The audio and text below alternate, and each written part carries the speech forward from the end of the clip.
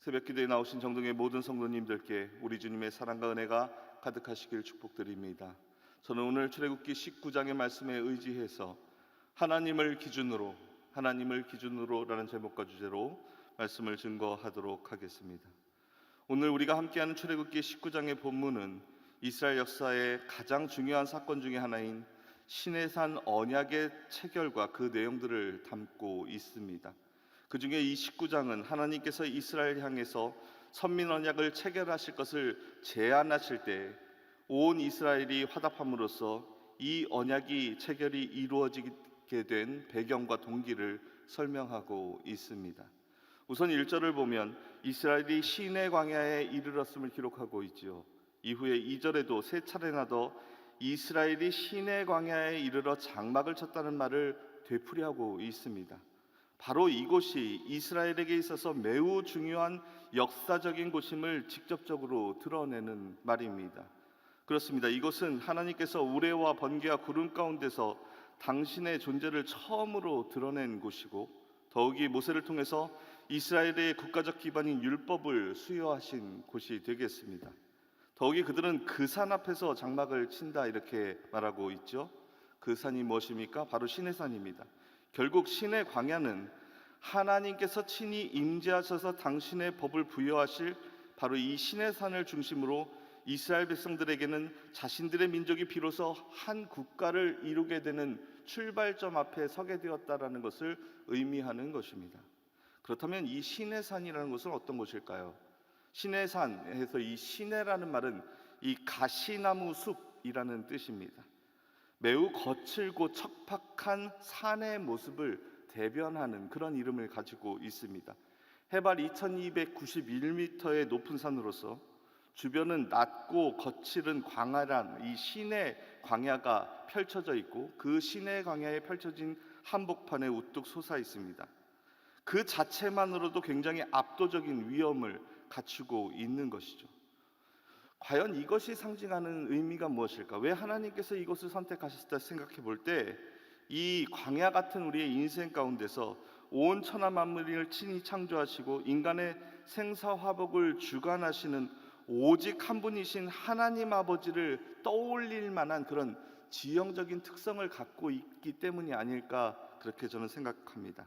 아마도 하나님께서는 이 시내산을 성산으로 우리가 인생 가운데서 광야의 인생을 살아갈지라도, 시내 광야에 거할지라도 우리가 이 시내산 앞에 서게 되었을 때 우리의 삶의 중심이 당신에게 있다라는 것을 잊지 않기를 바라는 마음에서 하나님께서는 오늘 이스라엘 백성들을 이 앞으로 인도하여 주셨다라는 것입니다. 그렇다면 이 중심을 이루는 시내산을 배경으로 하나님께서 이 율법을 허락하신 이유에 대해서 오늘 좀 더 깊게 생각해 보도록 하겠습니다. 여러분, 과연 우리의 삶, 성도의 삶은 세상 사람들과 정말 다른 삶을 살아가고 있습니까? 한번 생각해 보면 택함받은 백성이라는 이 성도라는 것을 잊고 살 때가 우리 인생 가운데 너무도 많다라는 것을 우리가 고백하지 않을 수 없습니다. 그러한 관점에서 볼 때 선민 이스라엘이 가나안으로 들어가기까지 하나님의 백성으로서 분명히 해야 할 기준을 하나님께서 오늘 설정해 주고 계시다라는 것을 오늘 말씀을 통해서 우리는 알 수 있습니다. 그렇습니다. 시내산을 기준으로 삼은 이유는 하나님께서 이제 이스라엘의 인생 가운데 중요한 것은 인생의 성공이나 속도가 아니라 방향임을 말씀해 주고 계시는 것입니다. 방향성이 없는 열심만큼 무의미한 것도 없지 않겠습니까? 만약에 농부가 쟁기질을 하는 데 있어서 기준을 정하지 않고 마구잡이로 아무 방향으로 밭을 간다고 한번 상상해 보시기 바랍니다. 그 밭은 농부가 열심을 내면 낼수록 엉망진창이 되겠죠. 열심을 내면 낼수록 방향성이 결여된 인생은 우리 인생을 망가뜨리고 마는 것입니다. 방향성이 없다는 것은 기준이 없다는 것이고, 그리고 지금 하는 일과 해야 할 일에 대한 가치와 의미를 알지 못한다는 말이 되기도 하겠습니다. 성공하는 사람들의 7가지 습관이라는 책을 쓴 스티븐 코비의 책을 보면 자신의 딸이 출산 이후에 아이를 양육하는 데 지쳐서 하나님께서 내게 주신 은사를 제대로 활용할 수 없다는 것을 아버지 스티븐 코비에게 토로하는 그런 내용이 나옵니다. 그때 아버지 스티븐 코비는 이 딸에게 이렇게 말합니다. 시간 관리하려 하지 마라. 인생의 달력을 없애라. 이렇게 조언하면서 내 인생에서 지금 가장 중요한 기준인 하나님과 그분께서 너에게 선물로 주신 아이에게 집중해 보라. 그것을 기준으로 삼아 보라. 이렇게 말합니다. 하나님께서 허락하신 아이를 돌보는 것에 집중하고 거기에서 감사를 찾고 양육하는 것을 즐겨보라는 것입니다. 그러면서 인생은 시간이 아니라 방향이다라고 이렇게 조언합니다. 오늘 시내 광야에 이르른 이스라엘 백성들은 많은 일들을 겪긴 했지만 아직 3개월이 채 되지 않은 시간을 이동한 것입니다. 이제 가나안의 여정까지는 얼마나 걸릴지는 아무도 알 수 없습니다. 오직 하나님만이 아십니다. 이제 이스라엘은 이 시대 광야에서 우뚝 솟은 거룩한 산, 이 시내 산을 기준으로 삼고 그 앞에 장막을 치고 11개월 20일 동안의 장기 야영을 시작합니다. 그리고 그 안에서 하나님께서 기준이 되시는 이유와 그리고 또 그 근거를 함께 하나님과 동행하며 발견하는 시간을 갖게 된 것입니다. 오늘 하나님께서는 호렙산 떨기나무 가운데서 처음 모세를 부르셨던 것처럼 출애굽기 3장 4절이죠. 다시 모세를 재차 부르십니다. 그런데 3절에 자세히 말씀을 보면 출애굽기 3장 4절과 조금 다른 내용이 있습니다. 첫 번째 호렙산 떨기나무 가운데서는 모세를 부르셨을 때 하나님께서 부르셨다 이렇게 말씀에 기록되어져 있고, 오늘 3절에서는 여호와께서 모세를 부르셨다라고 이렇게 기록되어져 있죠. 같은 말 같지만 잘 보면 다른 의미를 가지고 있습니다. 오늘 본문에서 여호와라고 기록된 그 하나님의 이름에 한번 집중해 주시기 바랍니다. 여호와란 하나님의 이름 가운데 히브리어로 이 되다라는 의미의 하와에서 따왔습니다. 이 말의 사역형이자 미완료 시상입니다. 기본적으로 그렇다면 이 여호와라는 하나님의 이름이 갖고 있는 뜻은 하나님께서 되게 하신다, 하나님께서 되게 하신다라는 의미를 가지고 있습니다. 이 말은 여호와께서는 말씀하신 언약을 반드시 지키시는 분, 약속을 반드시 이행하시는 분이라는 하나님의 전인격적인 이름을, 그런 의미를, 성품을 담고 있는 그런 이름이라는 것입니다.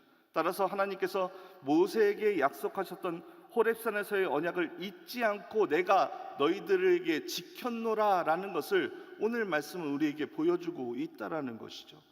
두 번째, 야곱의 족속에게 언약을 체결하실 의지를 말씀하셨고 이스라엘에게 고하라고 이렇게 말씀하시죠. 이스라엘을 야곱과 이스라엘이라는 각기 다른 이름으로 말씀하고 호명하고 계신 것입니다. 이 이름의 대비를 통해서 하나님께서는 이스라엘 자손들이 하나님의 은혜로 야곱의 인생에서, 속이는 자, 죄인의 인생에서 하나님께서 함께 하시는 이스라엘의 이름으로 새롭게 새 인생을, 새 삶을, 새 신앙을 허락하여 주셨다는 것을 의미합니다. 이처럼 아무리 무가치해 보이는 간악한 죄인들이라 할지라도 하나님께서 불러주시고 당신의 자녀를 삼아주시면 야곱의 인생이 이스라엘의 인생으로 바뀌게 되는 것입니다. 생각해보면 이스라엘 백성 중에서 이 제사장의 지파가 되었던 레위 족속을 한번 떠올려 보시기 바랍니다. 그들은 다른 지파 사람들 앞에서 특별한 존귀한 자로 선택받았지만 실제 레위 지파 사람들은 거룩과는 거리가 먼 사람들 아니었습니까? 그럼에도 불구하고 그들이 존귀한 지파가 될 수 있었던 것은 전적인 하나님의 은혜였습니다. 하나님께서 불러주시고 자신의 소유로 삼아 주시고 그들에게 사명을 주셨기 때문 아니었습니까? 따라서 우리 성도들도 마찬가지입니다. 결국 세상적인 가치 판단의 기준으로 자신을 판단하고 그리고 또한 스스로의 자존감을 세상 일에서 꺾을 필요가 없다라는 것입니다. 문제 가운데서 매몰되어서 고통스럽다 할지라도 좌절하거나 절망해서는 안 되는 이유가 바로 여기에 있다라는 것입니다.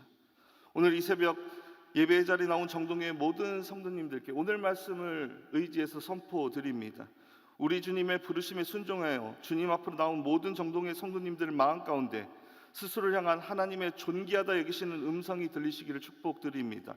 바로 이와 같이 우리 스스로가 존귀한 존재임을 아는 성도의 이름에 걸맞는 삶을 하나님께서 이미 우리에게 부여해 주셨다는 것을 아는 것이 바람직한 신앙의 태도임을 잊지 마시기 바랍니다. 4절을 한번 보십시오. 하나님께서는 이스라엘 자손들을 애굽에서 인도해 내신 사건과 관련해서 독수리 날개로 보호하시고 너희를 업어서 내게로 인도하셨다라고 이렇게 표현하고 있습니다. 하늘을 나는 동물 가운데서 가장 강한 독수리가 상징하는 것이 무엇이겠습니까?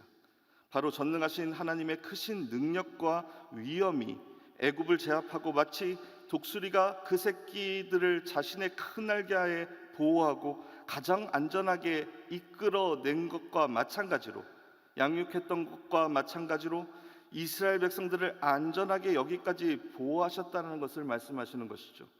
우리가 지난 출애굽 여정을 함께하면서 고백하는 것은 이스라엘 백성들이 애굽으로부터 출발해서 시내산 기슭까지 이른 것은 그야말로 독수리 날개로 업어 인도한 것과 다름없는 하나님의 놀라운 은혜의 역사 아니었습니까? 이스라엘의 출애굽은 쉽게 이루어진 것이 결코 아니죠. 이스라엘 백성들의 스스로의 힘으로 된 것은 더더욱 아니죠. 알다시피 애굽의 왕 바로는 이스라엘 백성들을 놓아주려고 하지 않았습니다. 그는 그의 땅에 내린 여러 가지 재앙에도 불구하고 얼마나 완강하고 완악하게 버티지 않았습니까? 그는 애굽의 온 땅에서 자기 자신들의 아들들을 포함하여 모든 장자들이 죽는 10번째 재앙을 당하고서야 비로소 이스라엘 백성들을 애굽에서 놓아줍니다. 출애굽 후에도 이스라엘이 간 길은 험난했습니다.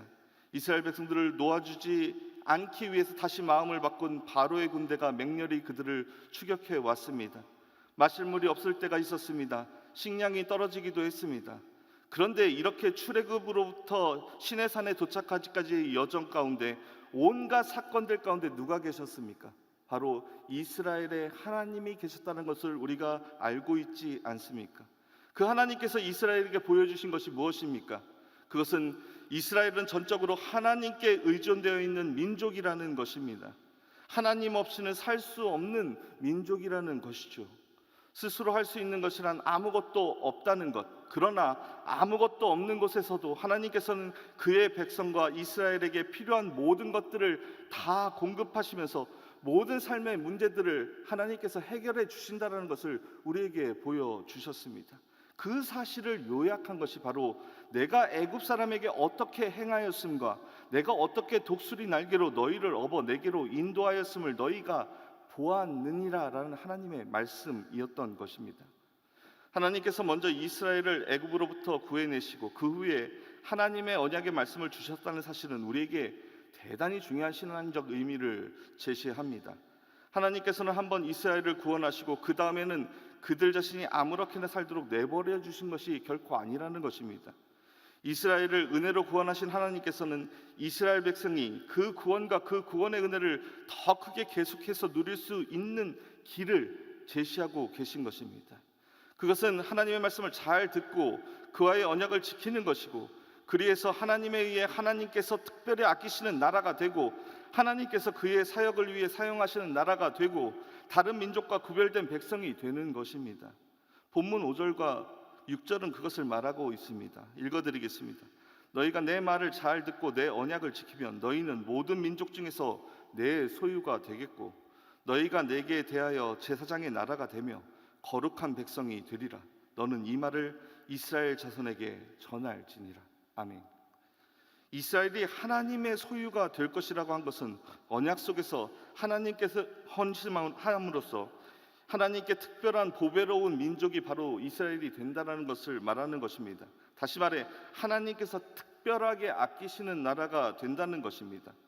제사장의 나라가 될 것이라고 한 것은 하나님에 대한 믿음 안에서 하나님을 잘 받들어 섬기며 다른 모든 민족들을 향한 하나님의 사역의 도구로 쓰임 받을 수 있게 될 것이라는 것입니다. 하나님께서 원하시는 대로 사용하시는 나라가 된다는 것이죠. 거룩한 백성은 또 무엇입니까? 위에 이런 일들을 다 감당하기 위해서 다른 민족들과 구별되어 따로 불러 세우심 받는 것을 의미합니다.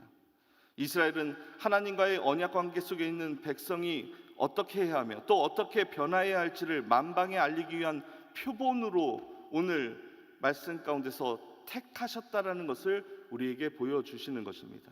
저는 오늘 이 말씀이 오늘 우리에게 주시는 축복이 되기를 기도하며 오늘 말씀을 준비했습니다. 우리 스스로도, 그리고 또 정동제일교회도, 대한민국에 있는 모든 교회도, 이 나라 이 땅도 바로 이 이스라엘의 축복을 받아 누릴 수 있게 되기를 함께 기도할 수 있었으면 좋겠습니다.